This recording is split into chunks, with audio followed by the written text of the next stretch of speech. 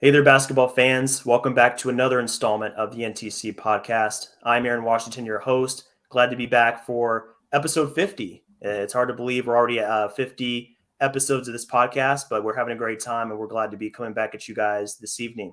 Joining me here is a fellow contributor of NTC, Aaron Pearlstein. He is here for his second episode, so we're happy to have him as part of the team. And also, our special guest for this podcast, Ethan Fuller, is joining us from basketballnews.com. So he's a writer and a social media manager for Basketball News. He's based out of Boston. He covers the Celtics quite a bit, but he also covers the NBA in general, as we'll discuss here in just a few minutes with some of his recent work. But he does some great stuff for them, and we're glad to have him on this evening. So, Ethan, thanks for taking the time. Hope all is well on your end. Hope you're enjoying the season, and we're excited to discuss a few topics here with you this evening. Yeah, thank you so much for having me on. I'm really excited.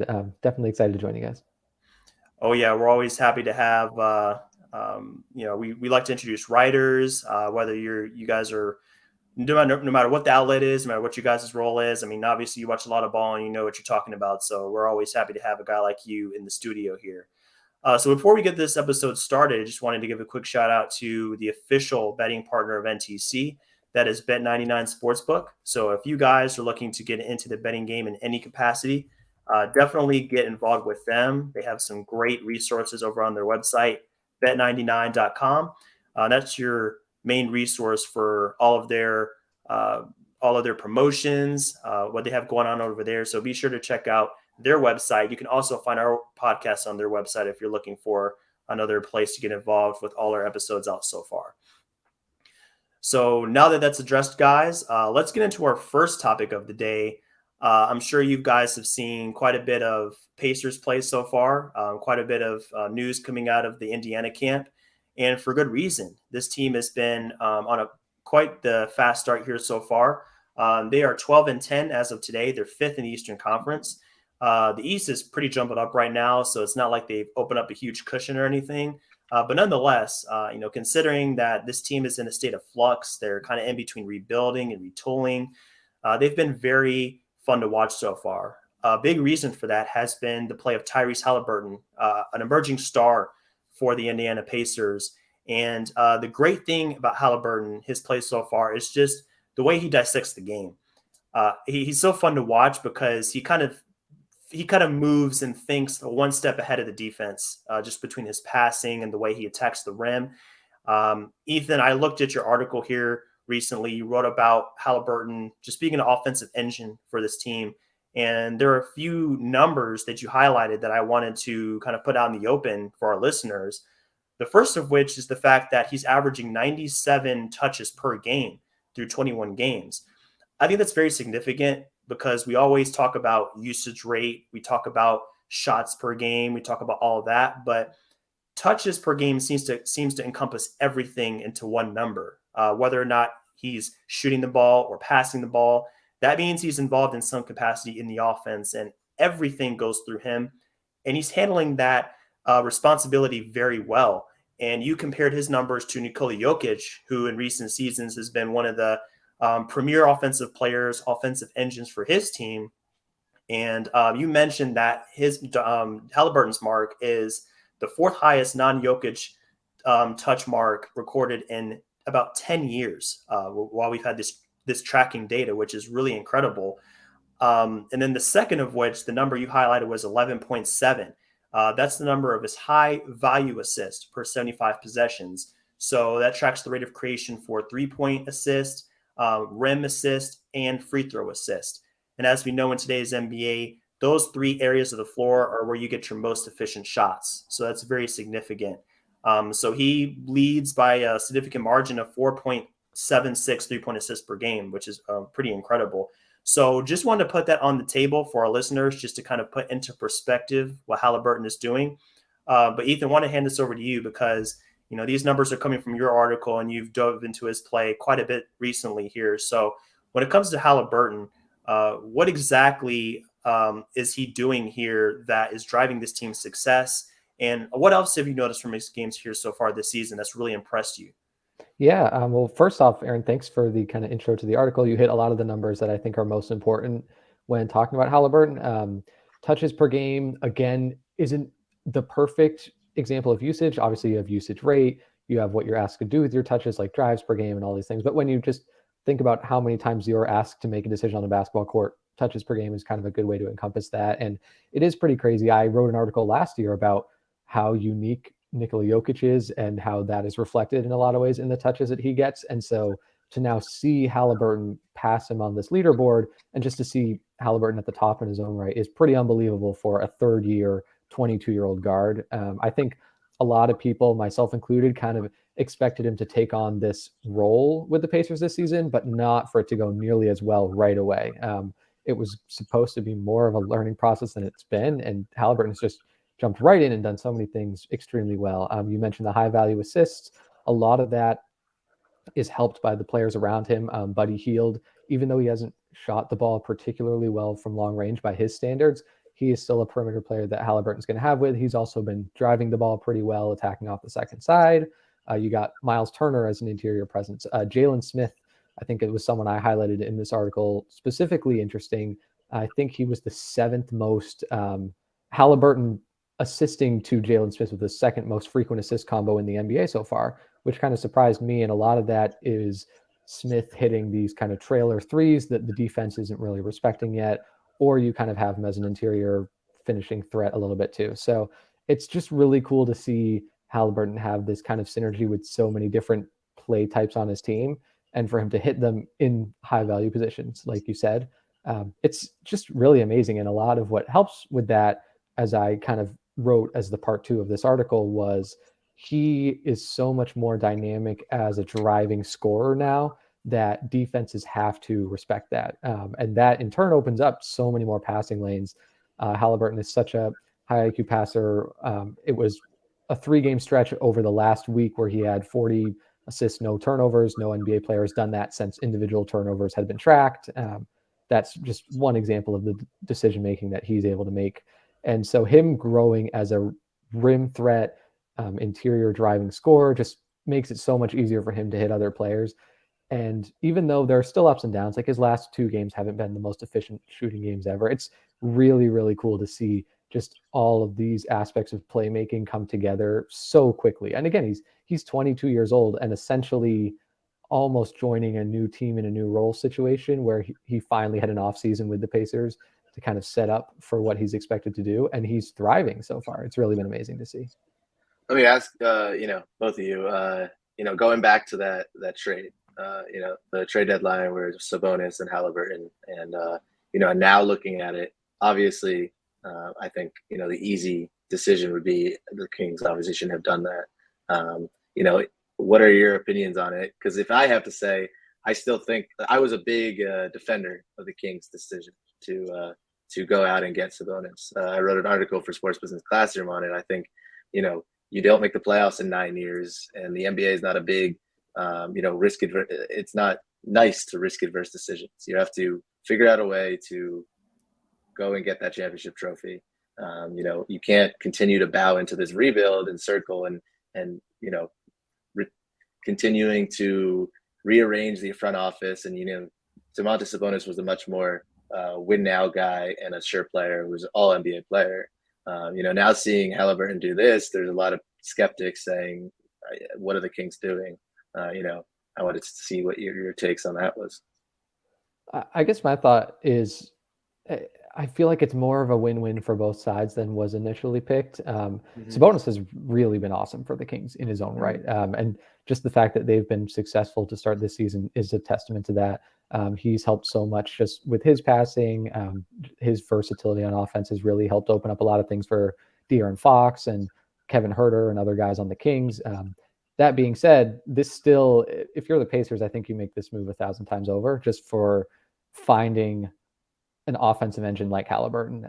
Sabonis, as great as he is, isn't the same type of offensive engine as Haliburton is. And I think the Pacers, just with the style that they wanted to play, I mean, you see them go out and draft Ben Mathurin. It fits so much better together with Haliburton as that centerpiece.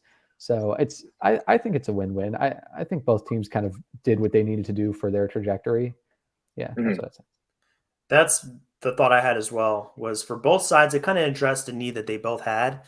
Aaron, as you mentioned, the Kings, have the longest drought in I think NBA history when it comes to making the playoffs. So for them, it was, hey, we got to do something now to kind of jumpstart this thing. And by their play this season, obviously it's paid off for them. They're in prime position to, I would think, at worst, at least make the play-in tournament and have a shot at the playoffs. And on the other side, you see the Pacers are also having a strong start, and Haliburton is a big reason for that. Here's an interesting comparison for you guys. I want to get your thoughts on this. I went back and I looked at Chris Paul's numbers in his age 22 season. This was back in 07-08 with the New Orleans Hornets. And I saw a lot of similarities. And I've seen people mention the two in the same sentence when it comes to the way they play.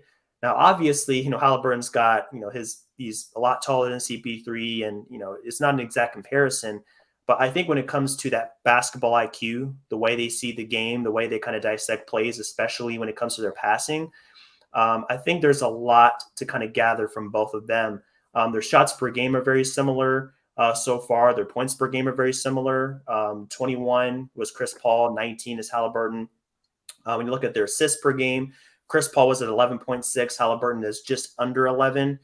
When you look at their three-point percentage, the three-point percentage, this is crazy. It's actually exactly the same. It's 36.9. I looked at this Basketball Reference. It's actually crazy to think about. Now, Haliburton takes a lot more threes per game because obviously it's a different time, a different era, but their efficiency is about the same when you look at that. So I wanted to see what you guys thought about that because, they're at a similar – when you look at their careers to this point, CP3 was trying to get this team to the playoffs and they were starting to have success. Haliburton's doing the same for Indiana. And I think both of them, they're both strong scorers. They're not premium scorers. They're not going to be guys that go out there and get you 25, 30 on a nightly basis. But what they will do is create so many great opportunities for their teammates that their offense as a whole is bolstered by their incredible play. So I guess, Ethan, I want to get your thoughts first on this. What do you think about that comparison between those two guys at this point in their careers? Yeah, I think it's interesting. I guess the larger difference for me is Chris Paul is more of a pull-up mid-range, like individual creator threat than Haliburton is right now. Haliburton, it's more about can he drive to the rim, which he's doing well this year, and can he kind of hit the spot-up threes, although he's added a little bit more to his pull-up game in that respect. So I think the way they score is a little bit different, but in general, and obviously Chris Paul is kind of a different level defensively than Haliburton is right now. But sure, as far as just kind of being a steadying, playmaking, orchestrating presence, yeah, I definitely get that. And I think without trying to call Haliburton the next Chris Paul by any stretch, because obviously that's a hard comparison to make, you can kind of see just how having a steady, rock solid guy who will make the right play every time and can carry on a high usage and still make the right play every time is really helpful. So I see some of the similarities there for sure. Yeah, I was gonna agree with that. I mean, the biggest thing I was gonna touch on was what Ethan said. 44% of Tyrese's points are coming from deep. So, I think that's definitely a nick in that comparison. But in terms of the IQ and the potential and kind of just the overall dominance of the game, I definitely see a pretty unique comparison between them. I like that. Yeah. I mean, it's when you're comparing players, especially when the eras are slightly different, there's going to be differences. But I think as far as just zooming in on that one aspect of their games, high assist to turnover ratio, I think they both had that in common. Their assist numbers, obviously, their efficiency, just things like that. I saw some similarities. So that's a big compliment for Haliburton. Obviously, it's a high bar to reach, but if he can replicate any of the success that CP3 has had in his career, I think that's going to be a huge win for Indiana. And I see them as, especially if Mathurin kind of comes around and keeps progressing as he has, I don't think they're going to be down for very long. In fact, they could be back in the playoffs pretty soon here, assuming that some of their other pieces kind of pan out here in a timely fashion. So I'm excited to see where this team goes from here. Definitely, yeah. So looking at our next team here on our agenda, the Oklahoma City Thunder have had a very interesting season here so far. So far this season, they're 10-13. They're not an awful team. They're playing pretty well. They have their ups and downs. They've had some good wins so far. This is year 3 of the rebuild, believe it or not. It's kind of crazy to think about the fact that just a few seasons ago back in the bubble, I mean, they had Chris Paul, who we just finished talking about and praising his game, and just the fact that they were in the playoffs and they were challenging the Houston Rockets that still had Harden to make it into the second round. And here they are in year 3. I mean, Shea is playing some of the best basketball of his career. He's on track to make an All-NBA team. I mean, he's averaging 31 points a game. That places him 3rd in the entire league, 4 boards, 6 assists. And I mean, his scoring load, the amount of possessions he has to make something happen for this team is just huge. I mean, he's in the mid-30s when it comes to his usage rate. His assist percentage is not all that great, but that's where Josh Giddey comes in. And I think that pick for them, I like that pairing similar to the pairing in Indiana. You look at Haliburton and Mathurin, and then over here in OKC with Shea and Giddey. Giddey's that steadying presence on the ball, great passer, not as great of a scorer, but then Shea kind of assumes that responsibility for him. So I just really wanted to take a kind of like a bird's eye view of where this team stands so far in year 3. I think there's at least another year to go in this rebuild because Chet Holmgren, as we know, is going to miss the entire season. So they can't really get a feel for how he's going to work with this roster. But when you look at how these guys are all panning out together, I mean, I think they're on the right track. It's going to take some more time. I mean, they still have some holes to address in the roster, specifically when it comes to the front court. But they're doing some really great things overall so far. And Ethan, you wrote about Pokusevski here recently. I think it was just a few weeks ago about his recent play, and that's very encouraging. I think it's fair to say that through this season, I mean, it was a lot of ups and downs for him. I think it was fair to wonder whether or not he was going to be a long-term piece for this team. But I think so far this season, he's made a case for being on this team long-term and really doing a lot of great things for this team. So could you expand on that a little bit as far as his game and what he's brought to this team and how he fits into this whole Thunder rebuild here so far this season?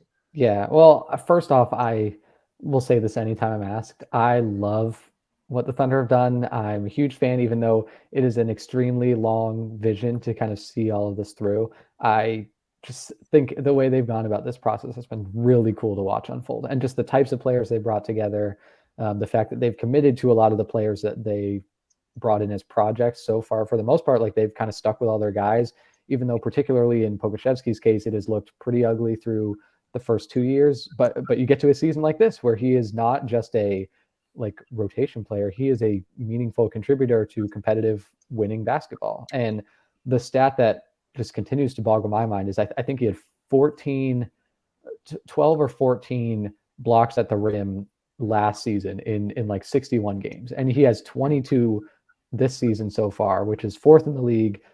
It's already like almost double what he was able to do last season. It's just the way OKC has turned him into a like recovery help side shot blocker, a drop coverage, almost like a center, even though I guess he's not tabbed as their official center. It's a lot of stuff like that where it's just they're asking him to do less kind of ground coverage and more defining his role on defense. And it's working, and he looks really, really good a lot of the time on defense. I've appreciated that. He's just also started off better as a shooter. I think he's at 39% from 3, and that usually has taken him a long time. It's not till like February or March when he's finally kind of clicked in and been able to shoot the ball well. So seeing that change and seeing him start so early has been really great. Yeah, it's really cool to see the Thunder invest in his development and see it pay off. And it's going to keep happening with other guys. I think we're seeing it with Josh Giddey over the last week or two. I think we're seeing it with even like eventually Trey Mann. I know he hasn't shot the ball very well to start the season, but I think we're going to see it with him. We'll see it with Chet Holmgren when he comes back, just like taking the time to work with players to understand what they can do best within this team, and having that level of patience is going to pay off. And it is with Poku right now. Yeah, no, I mean, I agree. Jalen Williams as well. He's playing great. I think, it's now to the point is what's next. You're not having 17 for rookies coming in the next 8 years. You're not using those picks like that. I think I was a little puzzled this offseason when, they had that 2-week span in between when Shai's $31 million contract was added to the cap table and when it wasn't, and they had that cap space, but they didn't do anything with it. And then his contract rolled over and all that cap space went away. I'm not concerned. Obviously their future is as bright as anyone in the league. It's just what's the next step? Like I was talking about with the Kings. Okay, you got to the point where it's a successful rebuild. Like you got to a point where you have all these young talents and these young assets, but what's the next step? And what are you going to do now to compete for the ultimate, thing that what you're doing is the winning part of your job is winning a championship. Mm-hmm. So, that's what I'm not concerned about, but I'm skeptical to see what's the next step because, you have a guy now that is a top 5 in points per game. How are you going to complement him? Mm-hmm. That's the big question that a lot of teams have to answer. Everybody wants to find that guy, that franchise player. And obviously for the Thunder, they've been able to do that.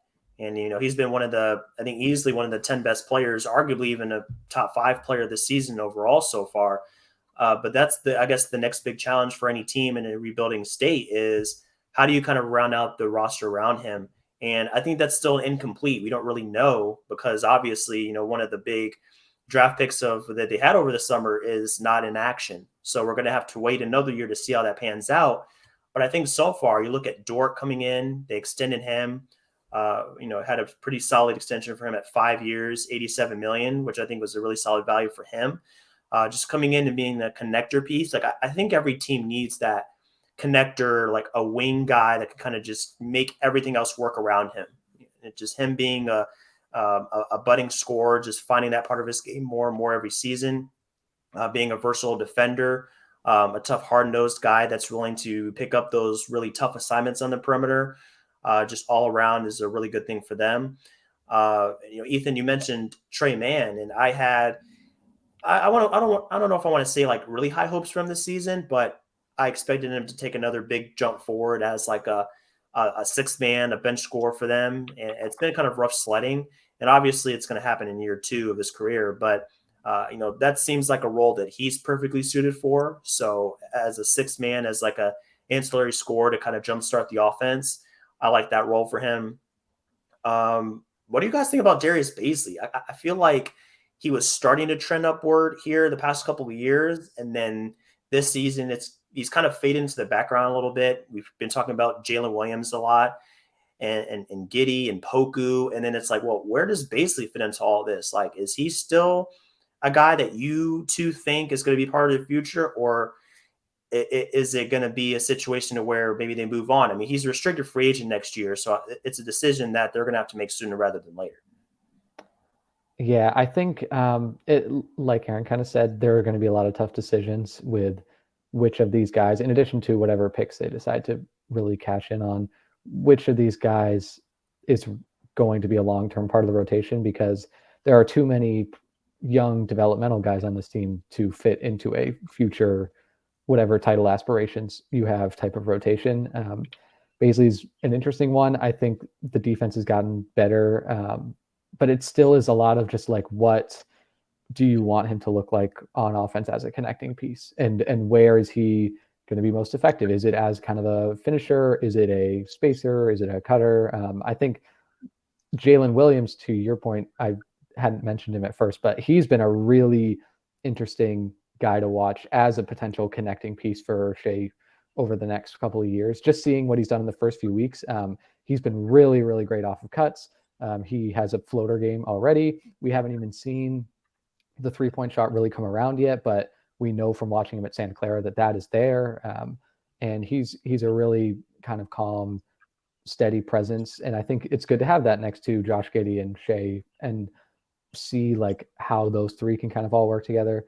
But yeah, Bazley's interesting. I don't really know him, and like Jeremiah Robinson Earl's another guy too, where it's like there's still a lot of really good things to like with some of these guys. It's just like, how are you going to figure out their fit when you've had them for a few years now and you're still not really sure yet?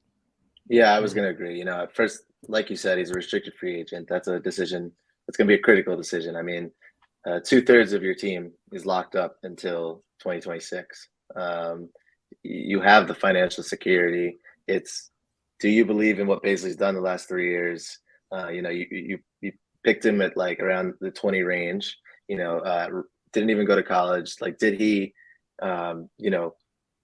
come up to your expectations, or are you going to not sign him, have more cap space? Because right now you only have $18 million next year, and actually make a run at something. So I think it's going to come down to the critical decisions, like Ethan said. It's going to be a good theme or a good showing of what they want to do in the offseason. Yeah, and even more than that, we next season and beyond is a huge importance for this team. I also wonder about how this rest of this season pans out. If we go back and we rewind a little bit to the last 2 seasons, it's a familiar theme, and I mention this all the time when I'm talking about the Thunder and how they finish seasons. Their priority is to secure a high draft pick. We know that, and Shea puts a wrench in that plan, especially this year, the way he's playing. He's going to give them additional wins that I'm sure that management does not want, especially with a certain somebody coming through this next draft here for next year that I'm sure every team in the league would love to have. So it's just going to be interesting to watch them. For now, it's pretty straightforward. Shea continues to play well. Dort comes in, Giddey comes in. They give themselves a few nice wins. But as we get to the All-Star break and beyond, that's where, hey, Shea, take a night off here. Dort, take a night off here and there. Even Giddey, get some rest here. We'll take our lumps. And I'm interested to see how that works out as far as like where they finish. Because as we know, the Rockets are already down there, lower in the standings. The Spurs are way down there. So I just wonder how this all works out. I mean, if they can add another top caliber draft pick, maybe not even the number 1 pick, but somebody in the top 5 possibly. Maybe that in combination with Holmgren and maybe a couple of other small signings in the offseason can put them on track to be close to a playoff team. Maybe they're in this Pacers position next year to where they're firmly in a position to compete for a playoff spot. Aaron, what do you think about that? That for them as far as their near future plans? Right. Yeah. I mean, I'm under the belief is, winning is never a bad thing. And, as much as he who shall not be named is going to be a star right away and, is going to be something that we've never seen before. But, your star is, in his early 20s. He's someone that made a focal point in the Paul George trade to come and get. And, if he's leading you to wins, I say that's even more of a success of the rebuild. That's more of a success of the team development than anything. And I would take that, over any kind of forced tanking or anything like that.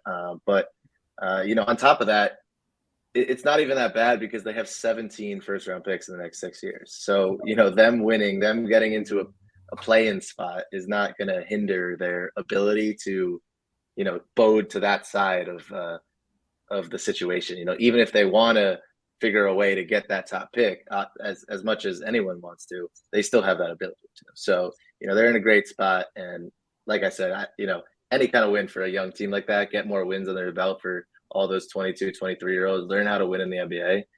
I don't think there's anything better than that. Yeah, I definitely agree with Aaron on that. Just especially with a lot of these guys entering second or third years, whether it's Giddey or Dort, like at some point you need to shift the mindset from, hey, go out there and experiment to, hey, like we can put together a competitive team. Here's what that feels like for you. And even especially just having Jay on the roster, since he's been in OKC, they have been competitive whenever he's played. Like it's not like they've immediately been bad whether or not he's been in the lineup. They've always been like an interesting team who you can't truly count out until they decide to sit him. And if injuries happen, that's a separate thing. But they have the pieces right now. I'm not saying they'd make the playoffs or anything, but to go out and be a tough out for an NBA team on any given night. And so I think that kind of confidence and instilling that in a lot of these young players who, again, you hope to keep most of them around for the long-term future, that is going to be helpful. And yes, the projected top pick in this draft is about as exciting as you can imagine. And especially for a market like Oklahoma City, it is a game changer. But I don't think you can let that shiny like idea of what could be the future overshadow. Like you have it's not just 2 or 3 guys on this roster who are kind of interesting and worth developing. Like it is almost an entire roster of players who can use a lot of competitive experience, and that can really help you down the road. So I would agree, like unless injuries strike this team and there's no hope of really like making anything meaningful out of the spring, I would say like try and go for it. Like you're 10 and 13 right now. You're definitely in the mix given the parity of this league. Yeah, and then on top of that, last year, you had Derek Favors, you had guys that knew how to win.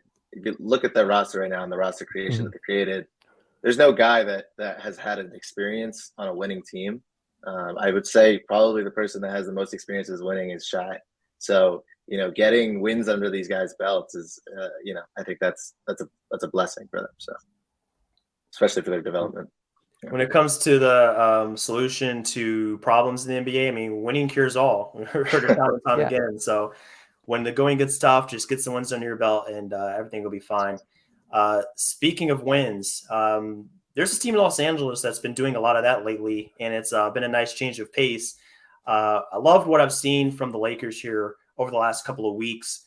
At first, it was just some wins over some pretty uncompetitive teams. The Spurs were several of those wins definitely on their docket. But recently, just the other day, they had a really signature win against the Milwaukee Bucks. And this is not a Bucks team that was sitting all of their starters like they did yesterday on a back-to-back. This was the entire, including Chris Middleton, his first game back this season, Drew Holiday, Giannis, everybody.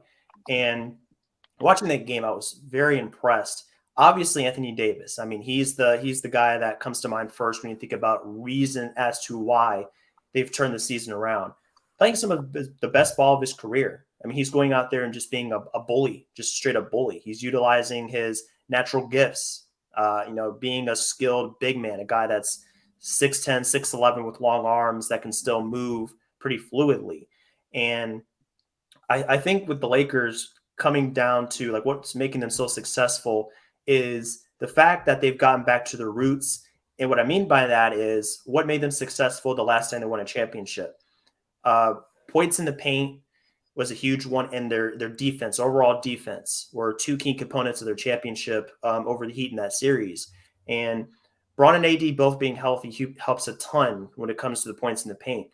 When you look at their ability to just be a good defensive team, I mean, that comes down to everybody. It's been a team effort. Obviously, Anthony Davis is a big part of that. And, looking at their other pickups, like, Patrick Beverley coming in, that rotation being a good piece there. Austin Reeves is pretty good on that end as well. It's been a team effort on that end. So I think that's the main reason they've gotten back to winning. And then obviously making some shots too, right? Earlier in the season, I mean, they couldn't make a three to save their life. And in this day and age, if you're not making shots, especially three-pointers, you're going to be dead in the water. So I think that's been a huge component for them, another huge component as to why they've been winning so far.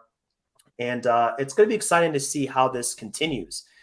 I think that we all had the same thought. If they're healthy, I mean, LeBron and Anthony Davis are one of the best duos in the league. And now that they've shared the court together for a decent amount of time, AD hasn't hardly missed any games, which is shocking, honestly.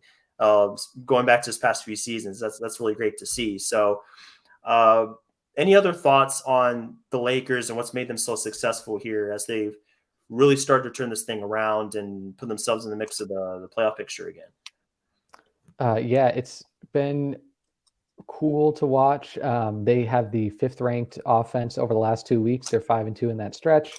Anthony Davis, as you said, has been ridiculous in that stretch as well. I read an article from our own at Basketball News, Nekias Duncan. I'm sure everyone knows him at this point. He broke down a lot of how the Lakers are able to dominate the paint against a Bucks team that is really good at containing those paint points, just moving a lot of their ball screen actions closer to the basket and having a lot of empty side stuff with Russell Westbrook and Anthony Davis, or LeBron and Anthony Davis, and just kind of keeping things contained so that guys don't have to do a whole lot out on the perimeter as far as like wasted movement and creating stuff like that. And that was really interesting. I think it's been great to see Russell Westbrook quietly over the last week or two has kind of found a niche in whether it's the hustle plays like we saw against the Bucks, or even just general more steadiness as far as what he's asked to do as a playmaker and everything. I think that's looked a little bit better. I'm a Lonnie Walker fan. I think he is fit in pretty well. He's getting to the rim at a really high rate. And that is just, again, like you said, part of the Lakers' overall game plan. And yeah, like when you don't have LeBron for a stretch of time and then he comes back and you're successful like that makes a lot of sense. He's LeBron James. And in the same vein, Darvin Ham has done a great job weathering the initial storm of adjustments and the media spotlight. And now he just straight up has made adjustments and has his team playing winning basketball without a lot of fanfare. And it's been really cool to watch them just kind of within themselves, not have to make any kind of crazy moves, but they have just figured it out. And that's kind of a nice, calm change of pace for the Lakers. No, I totally agree. And I think, it comes down to a few, I feel like, simple points to me. One, they're reverting back to the mean in their shooting. They obviously started the year god awful, even games 18% from three, 20% from three. And thankfully they didn't, it wasn't you revert back to the mean, which is nice. And on top of that, like you were saying about Nikias's article, I think it's spot on. It's looking at the game logs and the amount of times that 40% or plus is from the rim, their shots, they win. And I think they have an above 50% record, or 500 record when they, get to the rim, have a, refined game plan and not just jack up shots, from all ends of the 3-point line. So, I think they've gone back to the roots, like you said, and, really laid the framework and said, all right, let's get to the rim and let's get fouled. And let's play team basketball. And then on top of that, another one is, they're just healthy now. They clearly weren't healthy coming into the year, and they're just healthy now, and reminding everyone why, having LeBron and Anthony Davis on your team is you're always a championship caliber team. Yeah, the health of this team has been huge, very encouraging. I want to go back to Lonnie Walker for a second. I think it's pretty cool how for the second year in a row, the Lakers have brought in a scoring guard in the offseason, and they've been fantastic. It's almost like I'm just like deja vu. Lonnie Walker comes in here, and I mean, he's not going to be a 50, 40, 90 or anything, but I mean, 36 from three, 85 from the line. He's taking full advantage of this opportunity. 16 points a game. It's been huge. I mean, I don't think we can overstate how important his impact has been on this team. Him coming in and being like another creator has been awesome. So I don't know what it is about the Lakers bringing in a guard that's had an up and down first few years in their career. But when they get to LA and the lights are bright, I mean, he takes it up to another level. So his athleticism, his pace, I think it's a nice little change of pace for this team. When you think about LeBron and Davis, the way they go, I mean, obviously LeBron is still a beast on the transition, but I think overall as a team, you don't get a vibe that they're a crazy fast team. But Lonnie Walker comes in there and he just changes the entire equation. He's had plays where he just kind of seemingly comes out of nowhere, and the defense isn't quite ready for him to just fly and just to kind of take advantage of this athletic gift. So that's pretty cool to see. And then I think the other big elephant in the room for the Lakers, I mean, Westbrook's role has completely changed since the beginning of the season.